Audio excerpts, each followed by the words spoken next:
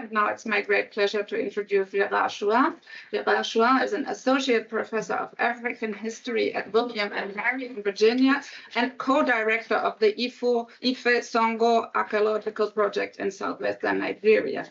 His work focuses on monumental earthworks, urbanization to tropical environments, sacred landscapes, and societal transformations in free and early modern Atlantic West Africa. His research combines evidence from oral traditions, archival materials, travel accounts, remote sensing data, and archaeological surveys and excavations.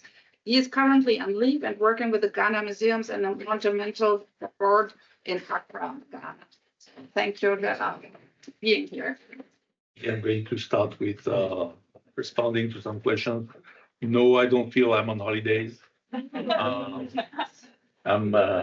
I'm wearing my uniform, thinking about all my Nigerian colleagues who are working with me in Nigeria, not here today, but with whom we have been exchanging, and I owe them a lot of the ideas that I'm going to share with you today. So I thought that I will represent them this way.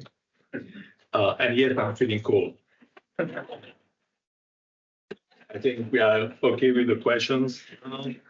All right. So I would like to talk a little bit about something that I've been thinking for quite some time. And it's a project that I have actually to kind of delve more into that, which is interrogating sources about the early slave trade and basically asking the question, why were the Europeans able to purchase enslaved individuals almost as soon as they arrived in West Africa, right?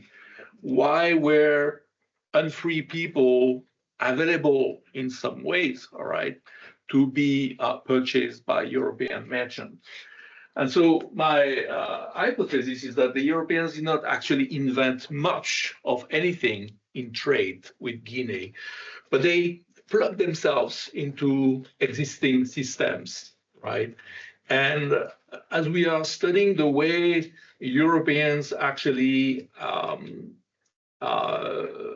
perform trade in the early modern period in the Gulf of Guinea, we maybe get an idea about the African side of the story, right? That's something that is really, I think, still missing in the historiography, which is to understand actually the African side of the slave trade, the Atlantic slave trade. And I'm not pretending that I'm able to do that, but I'm kind of want to make an effort in thinking in trying to better understand that. So these are some of the core questions that I'm going to ask, and this lady is here with the clock to remind me that I should control my mouth. But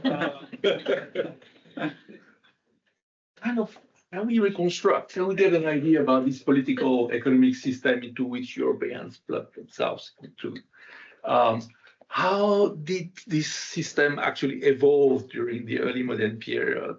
And I'm going to suggest that actually this political economic system really evolved dramatically from the 15th century to the 19th century. Can we kind of bring data and theory together to propose or start proposing some kind of ways we could think about these questions? And once again, I'm not really here to make a demonstration. I'm here to rather raise some questions, some ideas that I gather from working with the material I work with, and then open kind of a debate, right? Something that I think is really missing in African history in terms of the Atlantic slave trade is the history of mentalities, l'histoire des mentalités. What did people have in mind, right? What did slavery do in this society? How did they think about it? All right, so I'm going to start with the 14th century, right?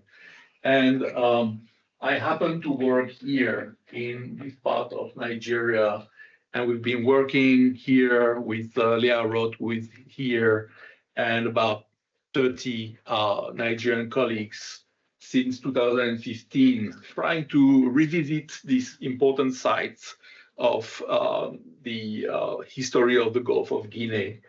And what we unearthed in this city, this medieval city, is evidence of a major crisis, all right, that happened during the second half of the 14th century, and which led to the depopulation of the city, which had been growing since basically the beginning of the second millennium of our era.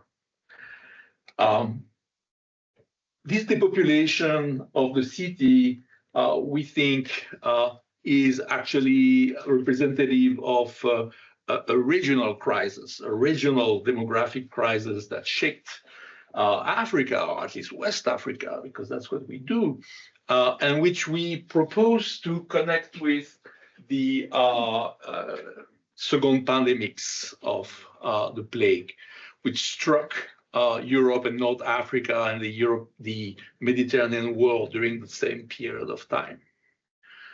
This is old work now, published in 2018. Since then, there have been other archaeologists, especially Stephen Dupin, who worked in Burkina Faso, who actually also discovered a number of evidence that goes into the same direction, that yes, there might have been something. Unfortunately, we can't really prove it for the meantime, because we would need to recover ancient DNA of the pathogen like it has been done in Europe, in other parts of the world. And so far, we've not been able to secure this type of material from burial sites in Africa. But at least there is a crisis, right? Very clear crisis. And I can't say too much today about it, but believe me, there's a crisis. All right. This is actually that crisis here, right? Hidden in plain sight, right? We see it, all right? But we can also not, pretend we don't see it, all right?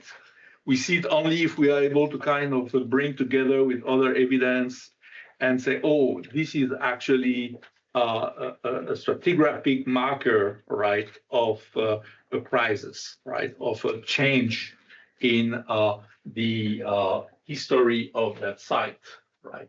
And here you have some very famous pictures from some of the very famous art from Ife, right?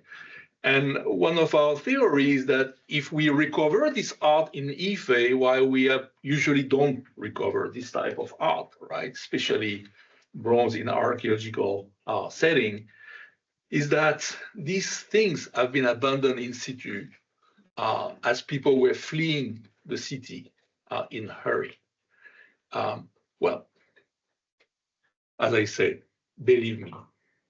But something that is really interesting is that that's something that comes into play when it comes to what I'm going to talk about slavery and the production of enslaved and free people, is that when there is a demographic crisis, right, this brings a shortage of labor, right? And so this works quite well with the development of this ideology we call wealth in people, right? This idea that wealth is actually in the accumulation of people, because as you accumulate people, you are able to access more labor, right? And wealth is in the labor, in people working the land, not in the land itself, because there is no property of the land in this part of the world, right? So the wealth is in the capacity to work the land. Wealth in people, right? So we can imagine that following a crisis, a serious demographic crisis, the value of people would have increased, right? In such a way that actually people would then have, I would say, structure their society around this idea of wealth in people.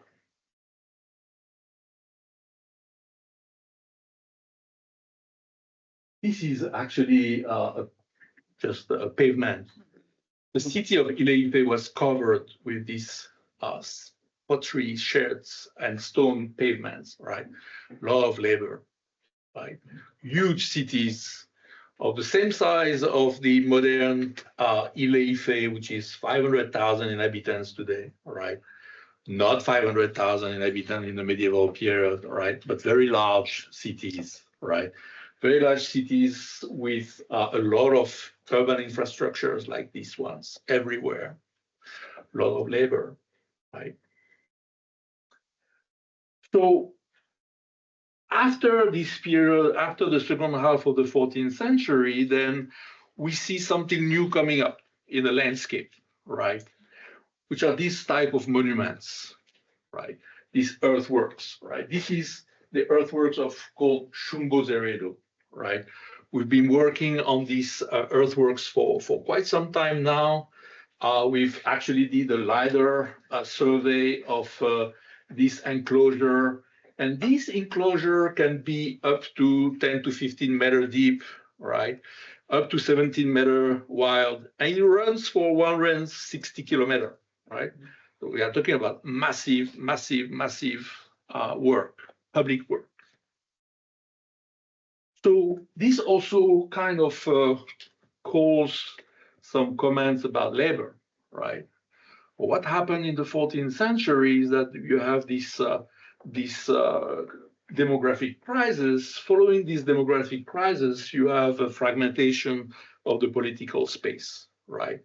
And you have now city-states, right, which are fighting for their autonomy, all right, and also trying to control as much as human resources as they can, all right, and therefore being in competition with one another, right, and start a process of, I would say, encastellamento, right, kind of start building earthworks around them for protection, but also to send a signal about their capacity to accumulate labor, to mobilize labor, right, and therefore signal of prestige.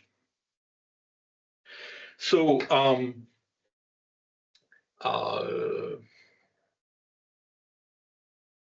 and so this happens not only at Chumbozeredo, as I told you, but it also happened in Benin, all over these parts of southwestern Nigeria, all right? You have this process of building earthworks and this massive public work, right?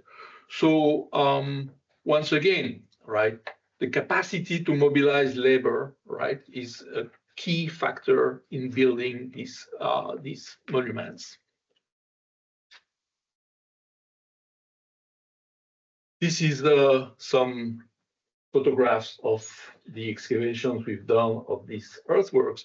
Once again, hidden in plain sight, right? Many people have no idea that these things exist today, right? Because they are covered, they are under the vegetation, right? Many people think that they are geological features, right? People have forgotten actually that these are created by humans, right, in the past. So really interesting sites. Now, so we come to a situation like 2 generations before the opening of the Atlantic trade, all right, where these societies have gone through this process already, right?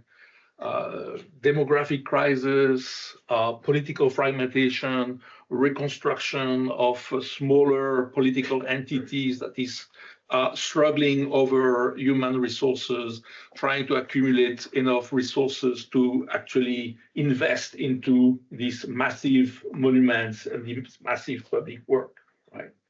And then there is the opening of the Atlantic trade, and by 1417, you have the first Portuguese vessels entering into the lagoons of Lagos, right?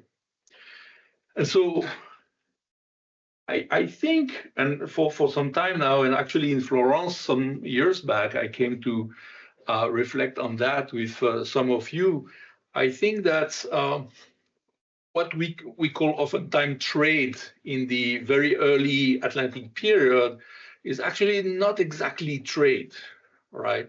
I think that what Europeans plugged into, right, was actually some kind of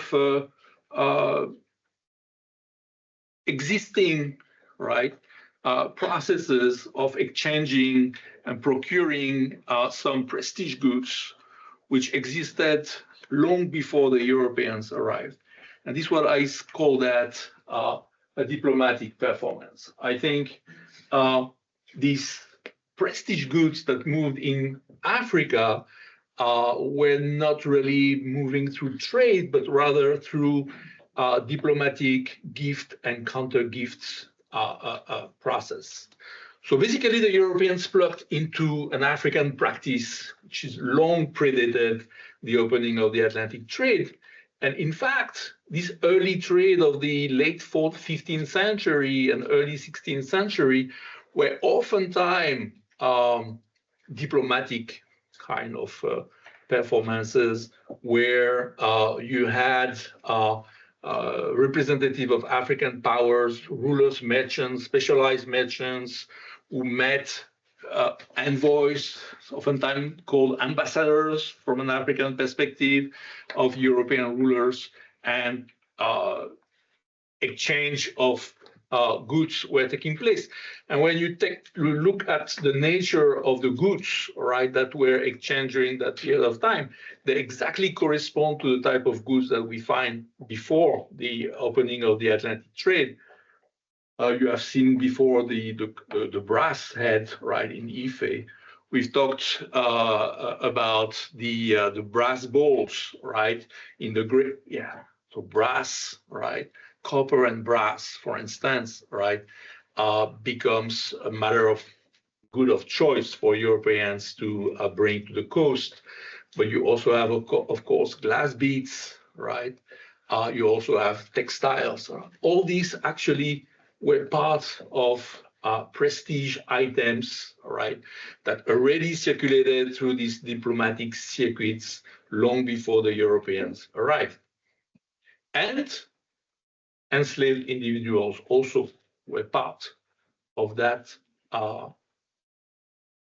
list of possible items that circulated along these diplomatic circuit. Why? Because of what we've just said, that accumulating people was associated with prestige, because associated with wealth, right? Then you would have a certain number of individuals that would circulate as part of this exchange, this diplomatic exchange. And that's how Europeans in the very end of the 15th century start putting their hands onto individuals in the Gulf of Guinea. Right?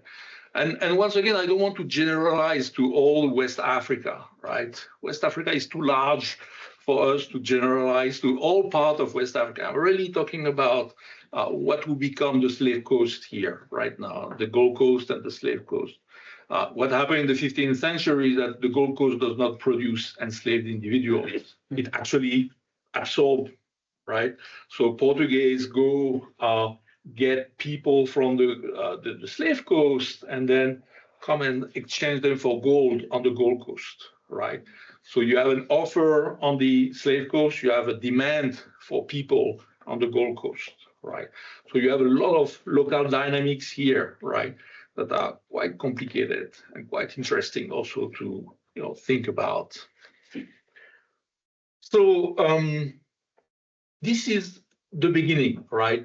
And of course, in such a system, the number of individuals that would have been available, right, to circulate through these diplomatic exchanges would have been limited in number, because, of course, we were still in a system where wealth in people, right, was basically the fundamental rule, and therefore rulers could not send out too many people. And actually, the early trade in slaves is going to create tensions very quickly already by the end of the 15th century in Congo, or by the early 16th century in Benin.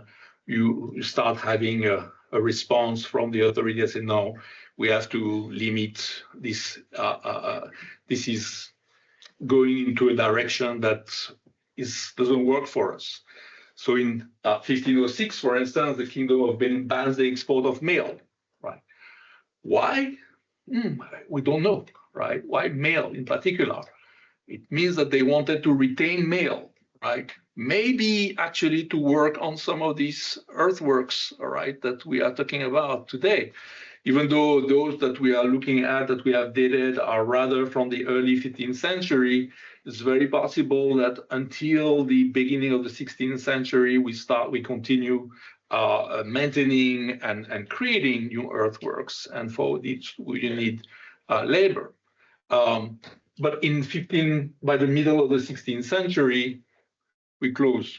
The Kingdom of Benin doesn't want to export people any longer, right? So there is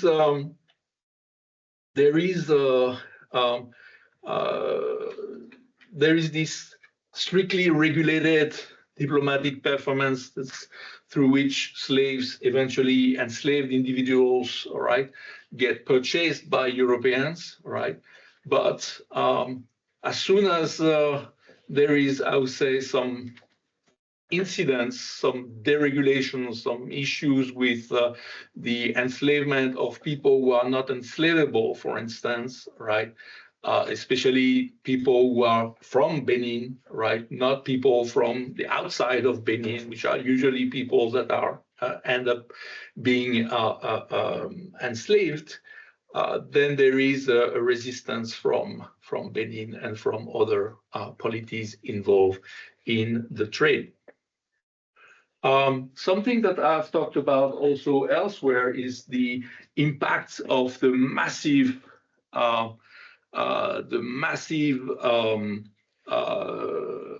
arrival of prestige goods on the coast of Guinea in the 15th and 16th century, right? So prestige goods function because they were rare objects, right? Very few in number, only a few people could access them, right? And suddenly there is a massive amount of copper and brass, for instance, that is available on the coast, right? This kind of disturbs, right, the prestige economy, because it becomes very difficult to control, right, this access to this material. And you have a kind of, I would say,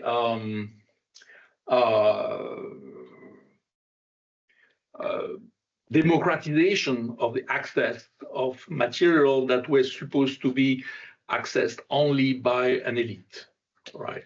Creates a lot of tensions. It kind of create an erosion and inflation, if you want, in these prestige goods, which means that people start wanting larger items, all right? Or people wants to actually try to find new solutions to kind of retain this material. And this is, I think, a very interesting example with Benin, right? With the Benin plaque, right? Which happened in the 16th century, is not per chance, right? It's an attempt by the royal house to retain, all right, as much of the brass as possible and turn it into a tool of power, right? Rather than have it, distributed and give access to everyone, right? A desperate attempt, I would say, in trying to control this massive amount of brass and copper that arrives on the coast. So from the 16th century going to the 17th century, what the Atlantic trade does is that it gradually erodes the ancient norms and value and economic system based on wealth in people, based on this prestige economy, right? And you have the rise of an economic materialism. And this is going on from the 1500 to the mid 17th century, you have this process, I would say, this transition, all right? And after the middle of the 17th century, then we gradually enter into another area, which is going to be the area of, let's say, the increase in the number of people who are enslaved individuals who leave the coast of Africa. So that's what I can't give you too much details here, but it's a gradual dismantling of the pre-Atlantic wealth economy, right? And the creation of something new, something that is based no more on the accumulation of people, right? But rather on the consumption of people. Right? To access Atlantic goods, to access exotic goods, which now becomes the norms in terms of building wealth. And something really interesting that we see from an archaeological perspective is that you have a change in the way people dispose of their trash and their refuse, right? They use, under this model, they used to bury everything, right? Nothing on surface. Under this model, people for months, hidden deposits, right? Now you want people to see, right? You want to see, you want people to see how you consume, evidence of consumption, right? And that forms hidden deposits. So, of course, I want to talk about Joe Miller. Some years back, we had a seminar together, and he was, raising that question that I'm raising, was saying, how can we explain this? How do we explain this? How do we explain this? Right? How was Africa, right, able to sustain the production, right? This incredible rise in the number of people that left the continent, right? After the middle of the 17th century and then increasing in the 18th century, right? And even, in the 18th century, only slowing down quite rapidly. So what happened? And that's really a great question to think of from an African perspective, all right? How were African society, right, able, right, to produce that number of enslaved individuals? Joe was saying it cannot be war only. Cannot be war only. There was not enough war, right, to actually produce this number of people, right?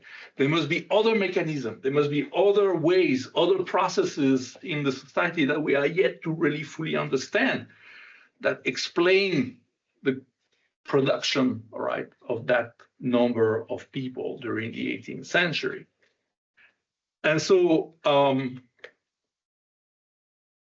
what we need to look at is how the socio-political landscapes change actually from the 17th century to the 18th century. And if we look at that, I would say from let's say a macro historical perspective, right? And we kind of do a comparative approach from, at least from the Gold Coast to the Slave Coast, we realize that there is something that comes up in the second half of the 17th century, early 18th century. There is a lot of revolutions all over the Gulf of Guinea and the rise of new powers, right? Nothing new, the Ashanti, right?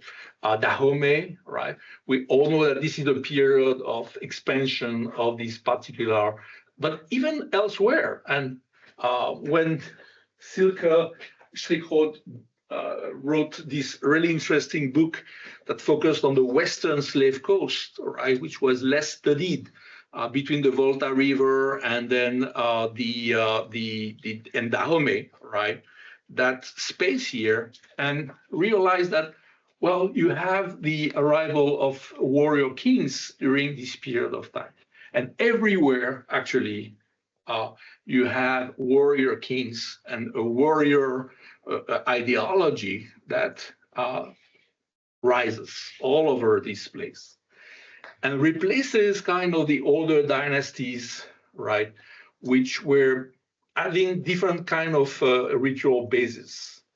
I'm not going to enter too much into that, but this comes with the exercise of violence, right?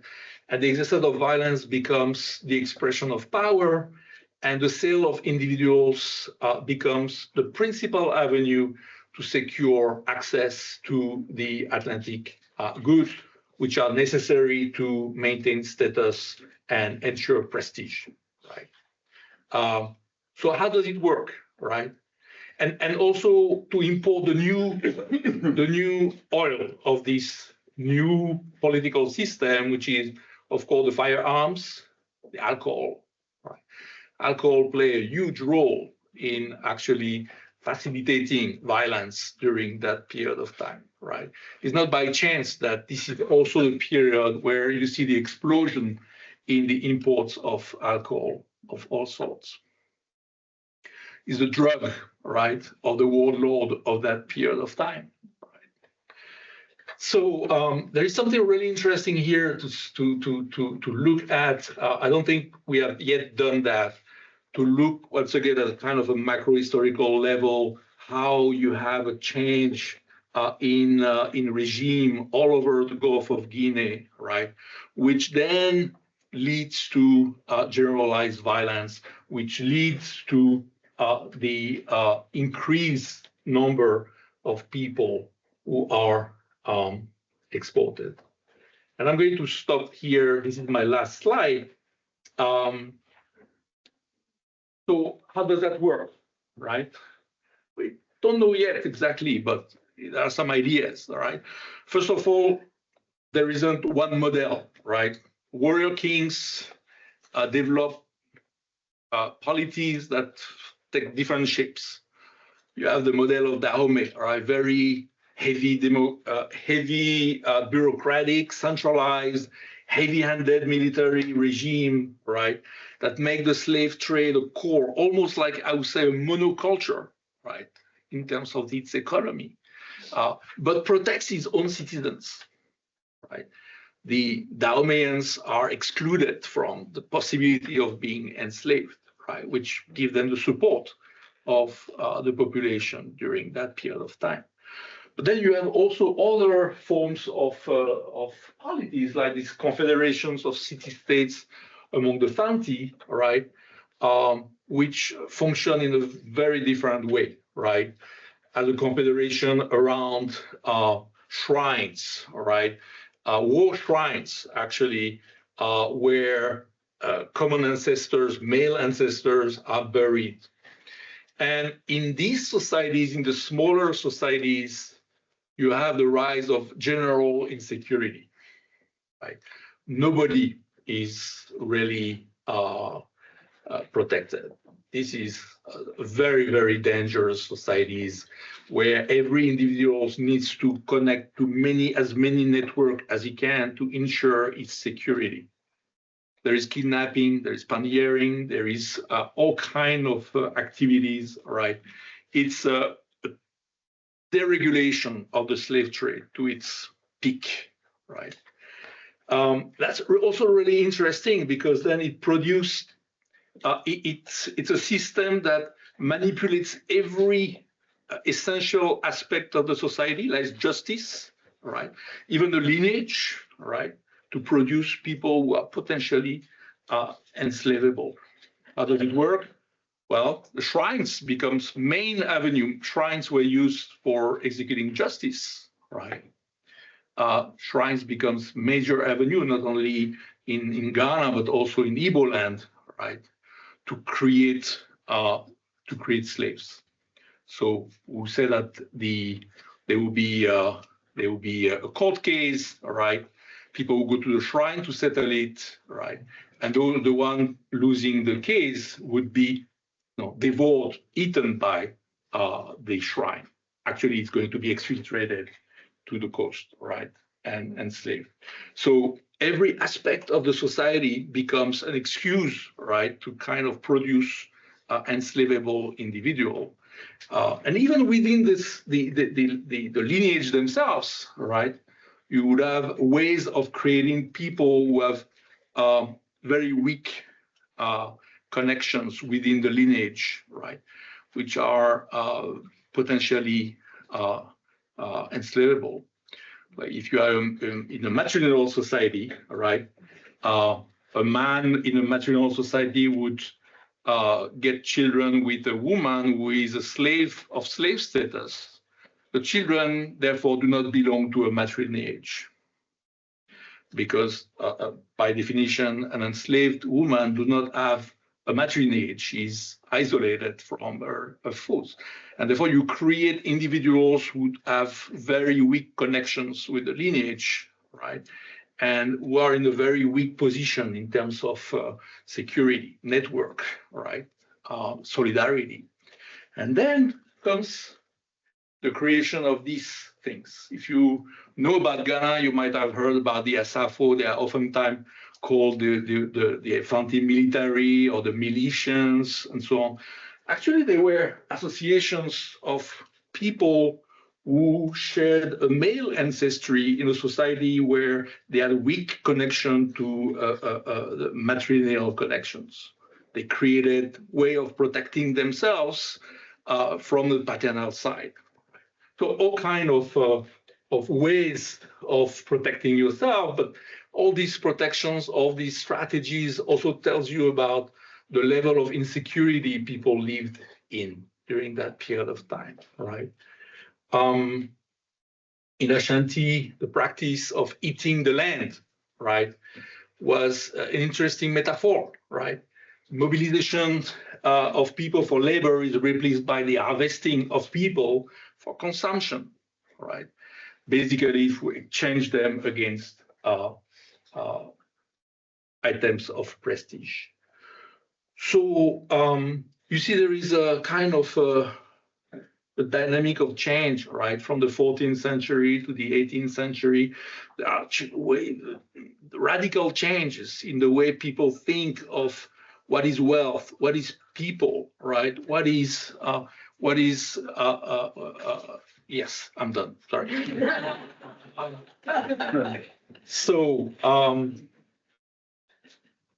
are we ready to see, right, what is hidden in plain sight? Because all these elements I'm talking about, they are there in the landscape, they are here in the historiography, but if we arrange them a little bit differently than we have arranged them so far, right, we start seeing some different ways, some different explanations, some different dynamic, and that's what I think we should do.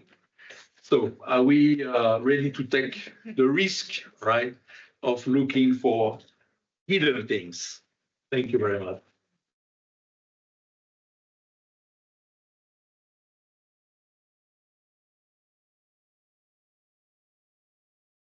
I think we are running a little late in the trying to keep that a little bit together. Sorry for that. And thank you again for bringing us from a crisis of the 13th century. And Carlo, please step ahead already and start with your PowerPoint. From a crisis of the 13th century and its stratifications to a change in an economy that was based first on prestige and then turned into an economy of violence and exploitation somehow. And I'm pretty sure we'll have the chance to discuss that.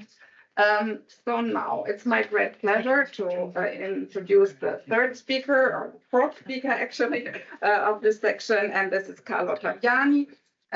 Carlo Taviani teaches at the University of Bergamo and is fellow at the Royal Netherlands Institute in Rome, so the sister institution of NIKI. He earned his bachelor's degree from the University La Sapienza in Rome and received his PhD from the University of Perugia.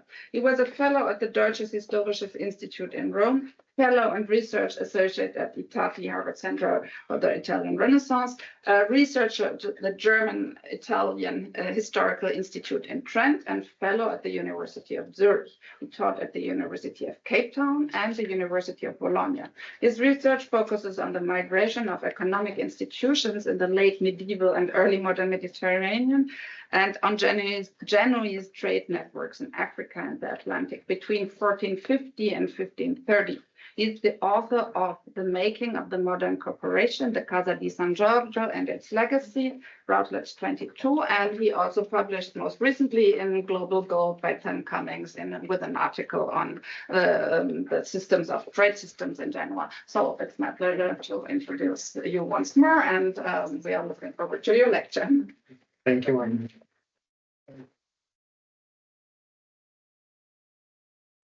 Thank you. I wish to thank you, Dennis, for the invitation here. I'm very happy to be here in this group of scholars. As you see here, those are relics of previous, stories of precarious fellowships and life here and there, because the format here, the NIKI is different. So this is a relic. So this is the actual situation now. Okay, so.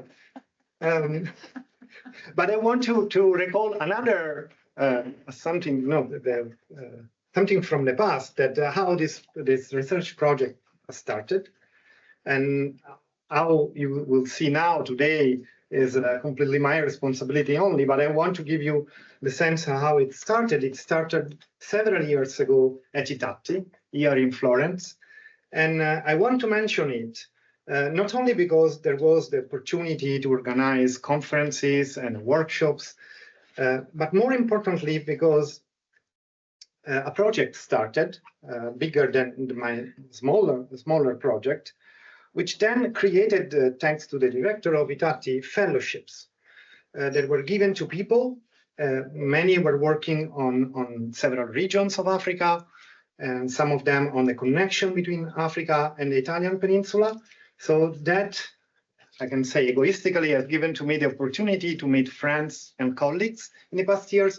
But I think what is more interesting that this program, or to say programs now, gave the possibility to people to have fellowships and to do research in the past years. So the interest my studies have in the topic of our venue is driven mainly by the polarity between the exploitation of Black African enslaved people and the rising of early capitalism in the Atlantic during the period from the 15th to the early 16th centuries. It's a process of commodification, as Gérard was saying. I'm looking at it from another perspective, from other archives and sources. Capitalism in the Atlantic for this early phase is a horrendous story, which is connected not only to the quest for gold from West Africa, but also to the slave trade and sugar production. It arose also with the role of Italian traders who moved their financial and economic resources from the Italian peninsula, then to the Maghreb and Macaronesia, Madeira, Cape Verde, Sao Tome and Principe and Canary Islands, and later to the Caribbean and Brazil.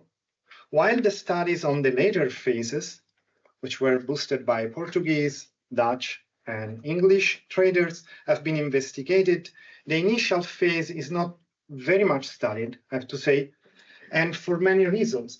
One of the reasons, I think, is also the traditional studies that scholars that are expert of the slave trade of later centuries, later from my perspective, focus on different kind of sources, while usually here we had the tradition of Renaissance studies, but there are sources which are in Italy that can let us to look to the Atlantic, maybe from an indirect perspective. So not always we can find the toponyms of places in Atlantic, but there are chains of connections, of traders, of businesses. So the title of my paper points to the Maghreb and the Atlantic, but since I'm dealing with Italian traders, I will also take into consideration the Italian peninsula in the next few minutes for my introductory section. So there will be a section on Black African people in the Italian peninsula. I will touch only a few points, a few places, cities, or regions, and then I will progressively move to the Atlantic. But then, as an introduction to my introduction, let me say that I think that we all are aware that there are very strong political implications in the study of the topic of our venue. African enslaved people were hidden in plain sight, as the title of our event recalls. The darkness of the sources, for instance, the sources we have seen magnificently, brilliantly studied by Kate and Lawrence, is counterbalanced by the light of some recent scholarship. In light of political sensibility about the history of Africa and its following diaspora, especially in North America, many more scholars are interested in those topics, in these topics. And I have to say, this is not always the case in Italy. And maybe it's not the case. I'm the only Italian scholar also in this venue.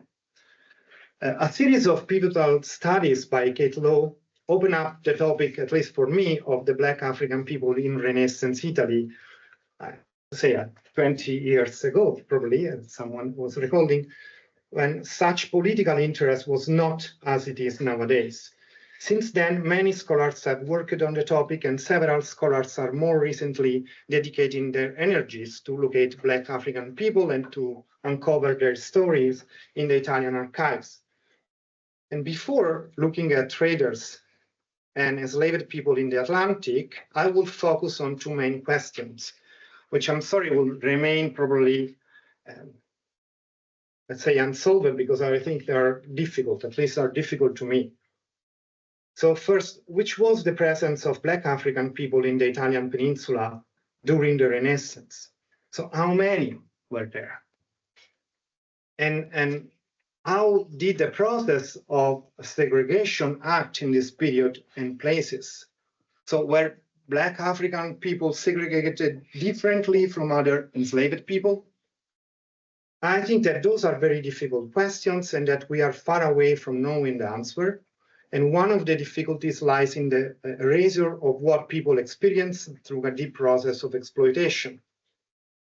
Black Africans arrived in Italy because they were mainly sold as enslaved people, and what remains of their stories has been mainly recorded, and I'm only considering the written sources because this is my limited knowledge, in the notarial deeds and in account books, and then in some other kinds of documents, but to my knowledge, at least for Genoa, as I will mention, in these kind of sources. And mostly are recorded as numbers, like currencies of transaction or forced Christians' names. Account books and notarial deeds are not easy to locate and to investigate. Furthermore, account books are mainly present here in Tuscany for this period, late 15th, early 16th centuries, while for other areas, they are quite rare. So, and then I'm coming back to these two questions. So which are the implications of focusing on Black African people in the Italian peninsula during the Renaissance in comparison with other groups of people who were enslaved at the same time? For instance, I'm thinking particularly to Genoa, to people of the Black Sea or the Maghreb, the north part of Africa. I don't think that much work has been done on this. Again, I need to come back to the work of Kate Law again. I recall her article on Isabella Gonzaga, and the two Black person, enslaved person, Isabella Gonzaga, wanted them, I'm quoting, to make race, and then to objectify their children as a gift to send to other nobles in Europe. So to try to articulate something on this second question, so how were there people segregated? I'm also thinking that some scholars have looked at the price of transaction. And it's a very complex topic because it depends on like the age of the person. And some scholars look at the transaction. If I remember correctly, Sergio Tonietti mentioned that in Florence, the value was different for Black African people.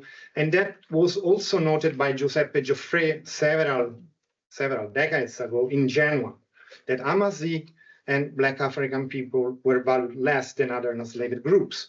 I don't have enough evidences at the moment on that, because I think that this information have to be disaggregated and looking at age and other information. One thing I think we should discuss about is that if it is true that the presence of Black African people in the early modern age was hidden in plain sight, it is also possible that in the Italian peninsula, in certain periods, this presence was discontinuous and diverse city by city, regions by regions. It is possible that in certain cities there were some, in others there were not at all, and in some other areas, many. In other words, my impression is that we are far from establishing their presence in this period because of the lack of studies on difficult sources. So what I want to know now, I will proceed showing a very small overview of small cases from what I know from the research works of other colleagues and my research in the Italian archives, and then progressively I will move to the connection with the Atlantic. So I mainly focused on Genoese archives and the presence of Black African people in Genoa and the Genoese traders. So Giuseppe Gioffre, as I've mentioned, counted for the 15th century only 9 enslaved Black African people in Genoa, 4% of the enslaved population. And he had located in the whole set of notarial deeds.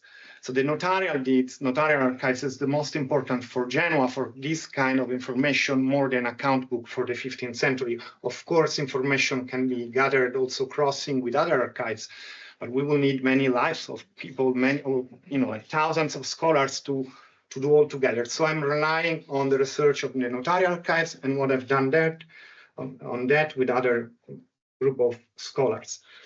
So what we did with a group, and I will mention later the people who are involved and also the title of the project, this other kind of information.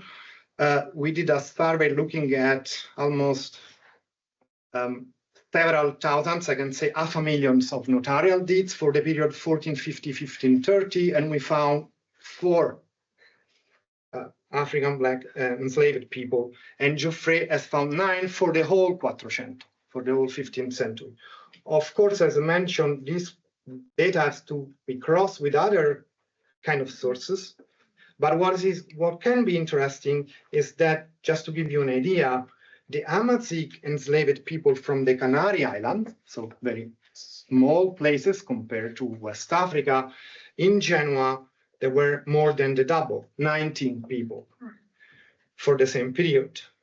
And so if we think of the population of Amazigh people in the Canary Islands at that time in West Africa, that maybe can help to have an idea. So, but then again, beyond the numbers, I think that there is also an importance of the not just quantitative analysis, but qualitative analysis. And so we have found a case, a little bit maybe like Galeotto, they were saying, 1476, Jacobus, a Black African freedman, he was in partnership with a Genoese, was Matteo Cattaneo. They traded together. They went from Genoa to North Africa, to Tunis, in nowadays Algeria.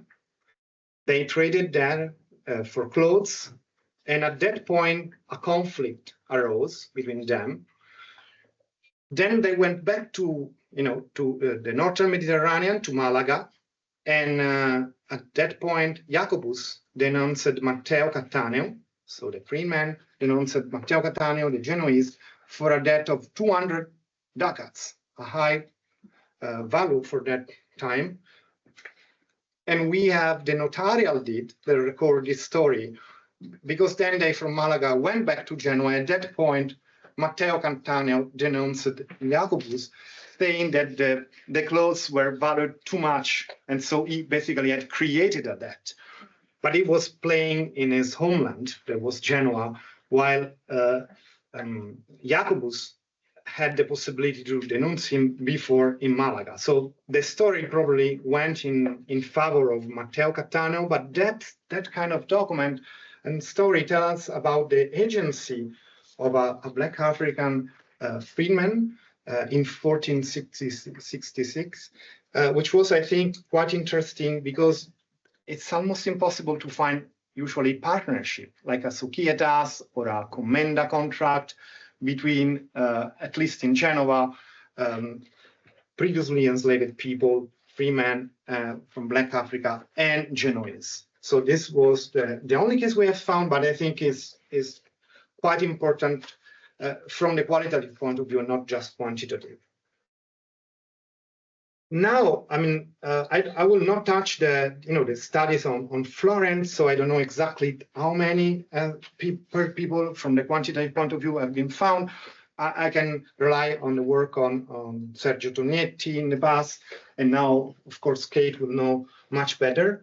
Probably, I think there are more than the case of Genoa. I don't know how many more, but I want to look at other places. I want to show you some ideas that came up talking with other colleagues and collaborating with other colleagues. So what we are doing now is a database on the slave trade between the Mediterranean and the Atlantic, 1450, 1530, using mainly this Genoese material. But we have started a collaboration with the University of Catania in Sicily and with Lavinia Gazzè particularly. And so at the moment, I will not disclose all the results of her work in the archives, but I can say that she's finding many cases of Black African enslaved people. And I want to point to Sicily because already Lori De Lucia had this idea, and she's now at Itati. She has this idea looking at the early 16th century.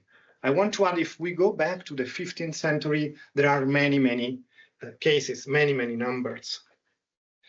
And so if I put that in correlation with what has been a little bit studied by Charles Verlinden on Naples, Charles Verlinden has found for the 15th century 100 enslaved Black African persons.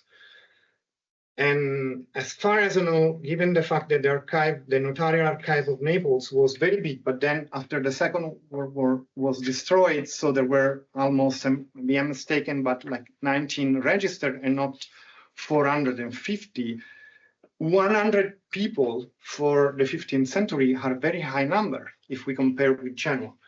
So I'm asking myself, was there an Aragonese connection? So if we correlate data from Naples with those which are arriving from Sicily, it seems that could be a plausible hypothesis that since there are many cases of Black African enslaved people in the Aragonese territories like in Valencia and Barcelona, maybe that could be an answer. So my suggestion would be, and at least to me, to my research group, yes, we are looking at Genoa.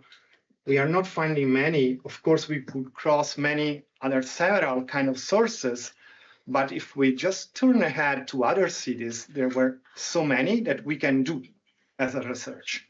So probably that will be, I don't know, the future of this small project to look at more southern Italy, Sicily, and including other areas. So now what I want to do is to go progressively towards the Atlantic. And I will show you, so many Genoese family were trading in the Atlantic in 15 and then progressively in the early 16th century. They were in the Iberian Peninsula, and then some of them from there traded in the Maghreb, and from there to the Atlantic, Madeira, Canary Islands, Cape Verde, and also Sao Tome. And step by step also with the New World, with Santo Domingo. And I think that we can differentiate, at least from the Genoese perspective, and what I want to do now is to give you an idea of the kind of trade that I have located and the relationship that trade established with enslaved people in this area. So we can differentiate between, there were a group of families who established themselves in these islands, and that they just traded there, like in the Canary Islands, which seems to me, at least since now, a sort of cul-de-sac. The Genoese arrived there, they established sugar plantation, but I don't see many global connections from there. While from Madeira, I see some more. And then there is a third group of family, and I would say at the end of my paper, that they were really huge global players for the geographical extension. So let's see Canary Islands, Madeira, and then the bigger global player. So in the Canary Islands, we find some families with established sugar production in Gran Canaria and Tenerife, like the Rivarolo family in the early 16th century, which had an ingenio place for sugar production with some Black African enslaved people in Agaete in Gran Canaria. And this has been studied by Adriano Gambin and more recently by Andres Mesa, who is collaborating to my research project. But what we are not finding are connection with this family and their archives in Genoa. Once they settled in the Canary Islands, they disappear from the connection with Genoa.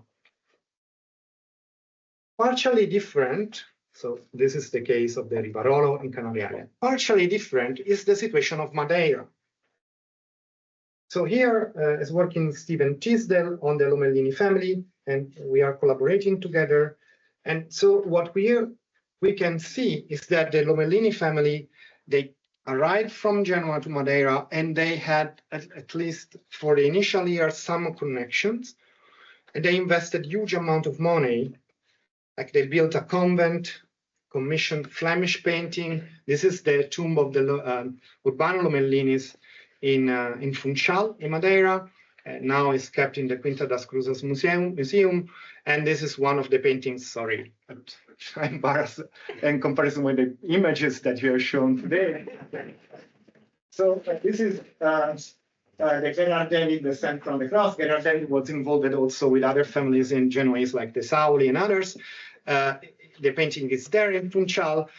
And so from several details, we know that the Lomellini were global players because they were in contact, for instance, with the factor of the Welser family, the German Welser family, Lucas Rem, and then there were Flemish traders there. So you can see from the sources that they have huge businesses. But then again, so we have found several new boxes of papers of the Lomellini, which arrives to the 20th century in the US. But there are a few documents on the late 15th, early 16th century, uncatalogued. We are working on that. Some wills of this Lomellini. You can get the sense that they're different from the Rivarolo, but then at a certain point, the connection with Genoa disappeared. And at that point, I can say that also that their business became more local, more localized there. And here there is an issue that I'm facing, that there is the narrative tells us that the sugar plantation started in these islands. Canary Islands already in the early 16th century decreased in favor of the production of wine. The climate was not good, but in Madeira was booming for a little bit more and then crossed the Atlantic. Was also present in South Tome and Principe, but then crossed the Atlantic. So what I'm trying to do, I'm checking the work of colleagues like Alberto Vieira has worked on that. And the narrative is that there were a lot of enslaved people in Madeira, and then sugar production was pushed towards the Atlantic.